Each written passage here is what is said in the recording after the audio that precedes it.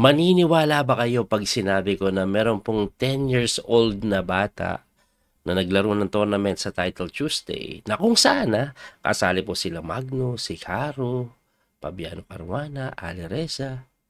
Pero mas mataas pa standing niya kaysa sa kanila.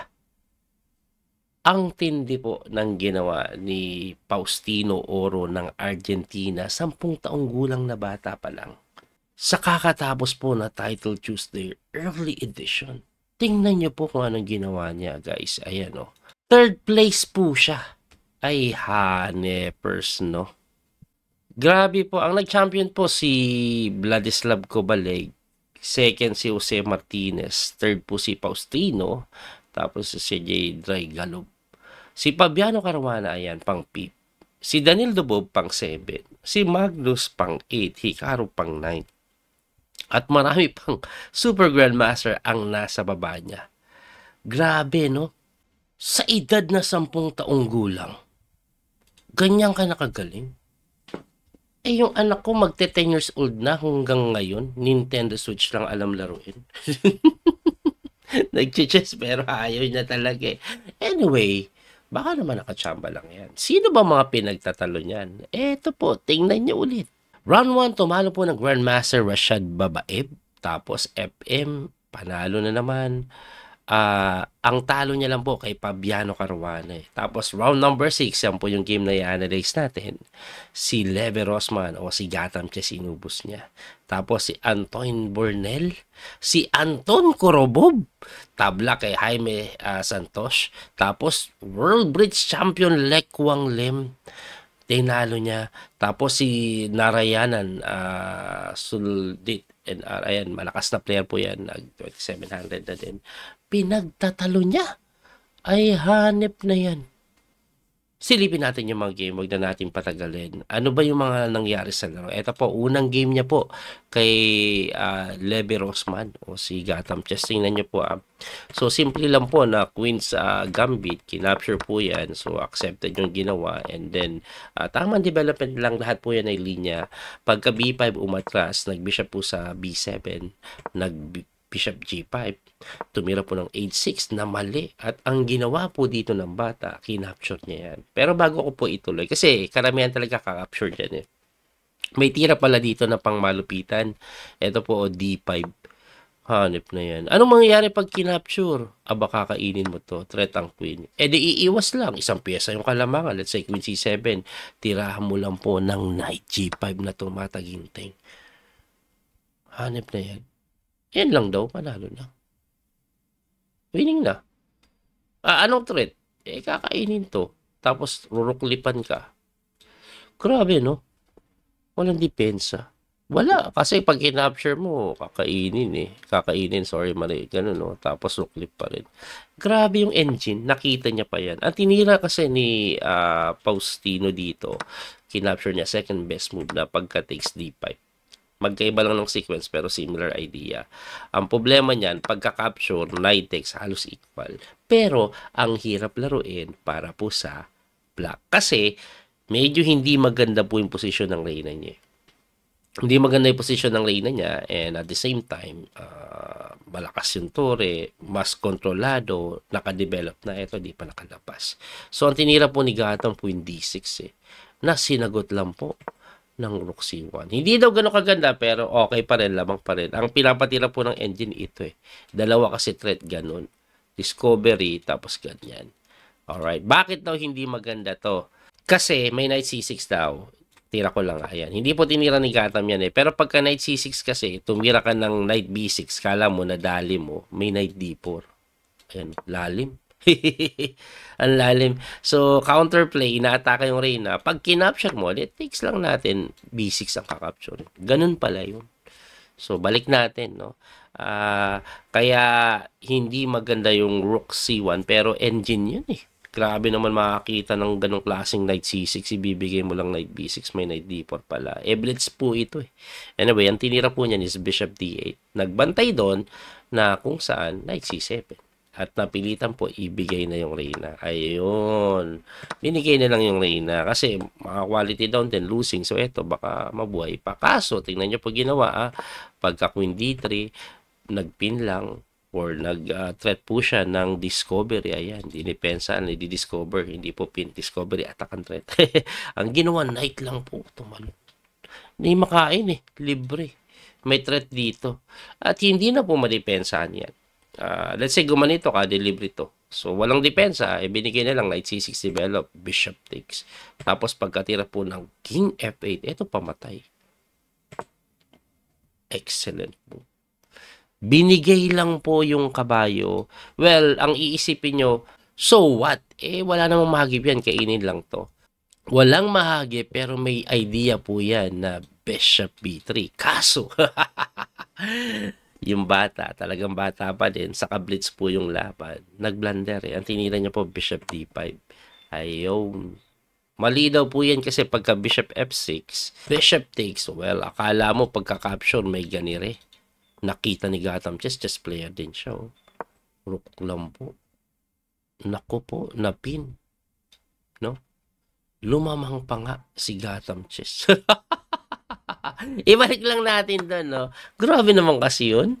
Nakita pa yung ganun, pero galing din ni Gotham Chess, Ibalik lang po natin dito. Ang tamang tira po kasi is Bishop B3 nga. Anong pinagkaiba niya? So, pagka Bishop F6, meron pong Queen E6. Ayan, threat mate.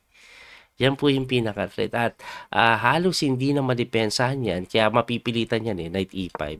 Kaso pagka Knight E5, eto matindi. Rook po doon. Anong pinakaiba? Pag bishop dito, walang mate backrank. Kaya makakaangat yung tore. Yun lang po yung pinakaiba niya.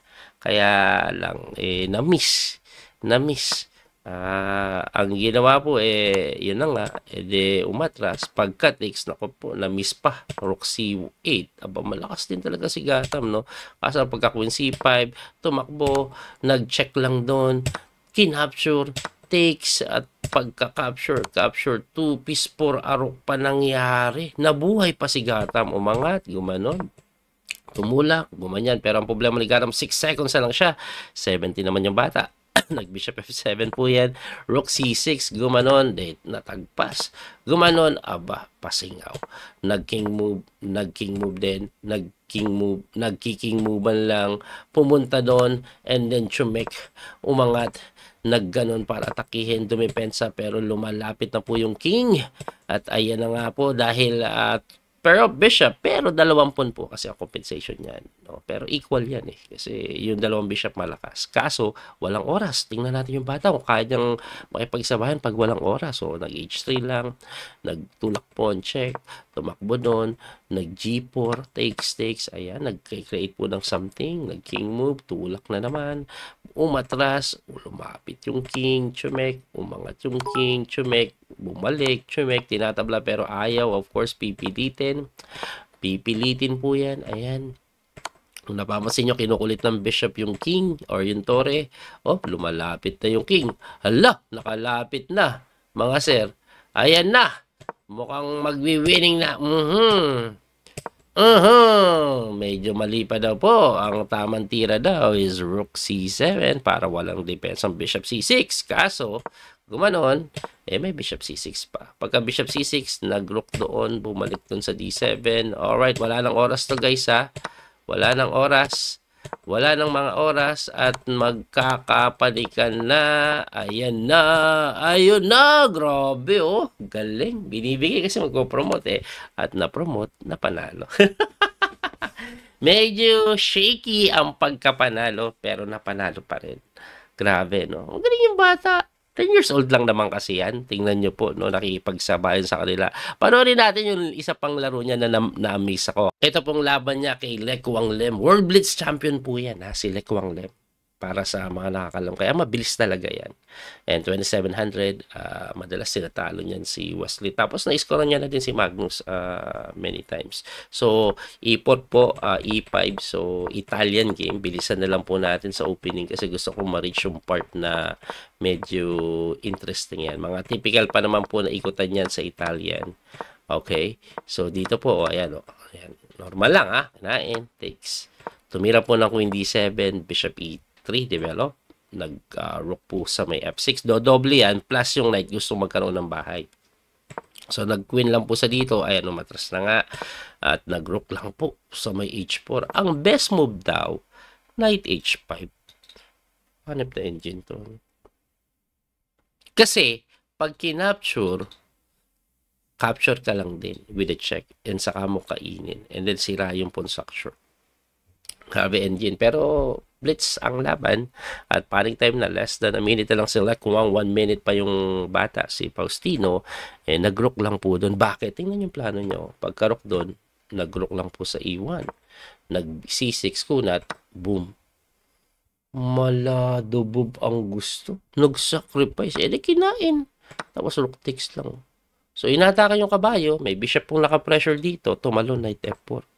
Pagka knight F4, kinapture, takes, tapos rook E5. So, one piece down lang. Pero nakabuka yung king ni Lekwang Lem. Mahilig mag-sacrifice yung bata, no? Ang ginawa po ni Lekwang Lem, nagkamali, nag-king F8. Pero medyo malalim yan. Ang pinakatamang tira lang daw po, queen F7. Bakit kaya, no? Ang lalim masyado nun eh. Kasi, pagka king F8, blunder siya dahil may tirada pong hindi nakita din ng bata, knight F5 pala. Kaso lamang pa rin eh. Lamang pa rin ang itim kahit makita.